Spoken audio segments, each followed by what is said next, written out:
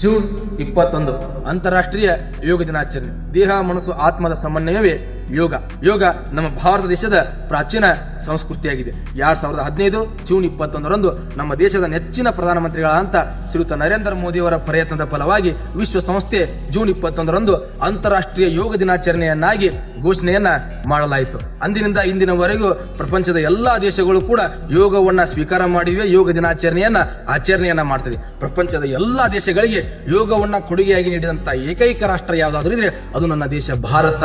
ಭಾರತ ಭಾರತ ಭಾರತ ದೇಶದ ಸಂಸ್ಕೃತಿ, ಭಾರತ ದೇಶದ ಪರಂಪರೆ, ಭಾರತ ದೇಶದ ಪವಿತ್ರತೆ ಅಂಥದ್ದು. ಏಕಪ್ಪ ಅಂತಂದ್ರೆ ಪ್ರಪಂಚದ ಎಲ್ಲಾ ದೇಶಗಳನ್ನ ಹೋಗಿ ಕೇಳಿ, ಮಾನವನ ಅರ್ಷಡ್ ವರ್ಗಗಳಾದಂತ ಕಾಮ, ಕ್ರೋಧ, ಮದ, ಮಸ್ತರ, ಲೋಭಗಳನ್ನ ನಿಮ್ಮಿಂದ ನಿಯಂತ್ರಣವನ್ನ ಮಾಡ್ಲಿಕ್ಕೆ ಆಗುತ್ತಾ, ಪಂಚೇಂದ್ರಿಯಗಳನ್ನ ನಿಯಂತ್ರಣವನ್ನ ಮಾಡ್ಲಿಕ್ಕೆ ಆಗುತ್ತಾ ಅಂತ ಕೇಳಿದಾಗ ಎಲ್ಲರೂ ಕೊಡುವಂತ ಉತ್ತರ ನಮ್ಮಿಂದ ಆಗುದಿಲ್ಲ.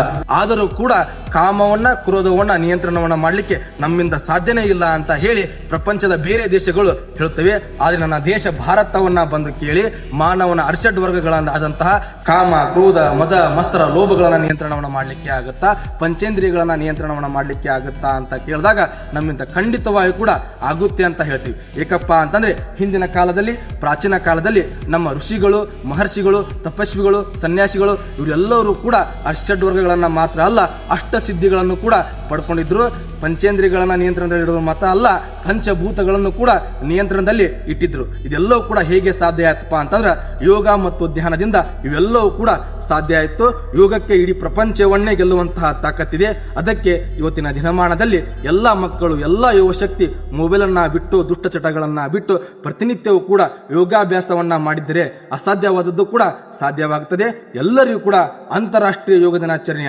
ಹಾರ್ದಿಕ ಶುಭಾಶಯಗಳು. ಜೈ ಶ್ರೀರಾಮ್, ಜೈ ಭಾರತ್ ಮಾತಾ. ಧನ್ಯವಾದಗಳು.